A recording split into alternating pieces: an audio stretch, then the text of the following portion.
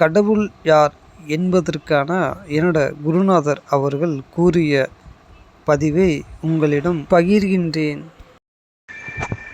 இப்போது உலகத்தில் இப்போ ஹிந்துயிசம் தான் இருக்கா?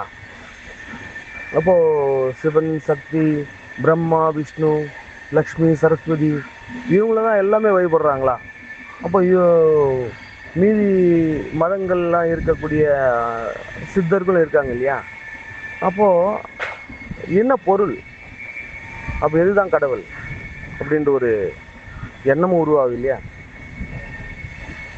அதாவது நீங்கள் நல்லா பார்த்தீங்கன்னா எந்த மதமாக இருந்தாலும் சரி, அதுலேயே 3,000,000 தேவர்கள்ன்றதை அவங்க மென்ஷன் பண்ணுவாங்க. ஆனால் டிஃப்ரெண்ட் கேரக்டர்ஸ் இருக்கும்,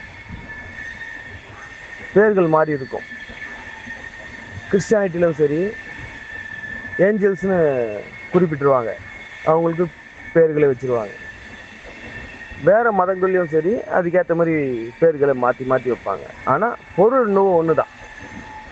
அப்போது எந்த ஒரு பேராக இருந்தாலும் சரி, அதில் நம்ம ஆழ்ந்த ஒரு நம்பிக்கையை வைக்கும்போது அது நம்மளுக்கு சக்தியை வெளிப்படுத்துது. ஓகேங்களா?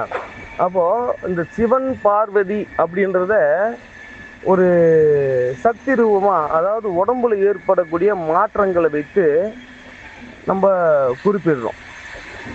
இப்போ ஒரு நார்மலாக இருக்கக்கூடிய மனுஷனும் இதே ஒரு சக்தி கலக்கும்போது ஏற்படக்கூடிய ஒரு மாற்றங்களும் மரபணு மாற்றங்களும் எல்லாமே தான் இவங்க கடவுளின் பெயரை வைத்து சொல்கிறாங்க.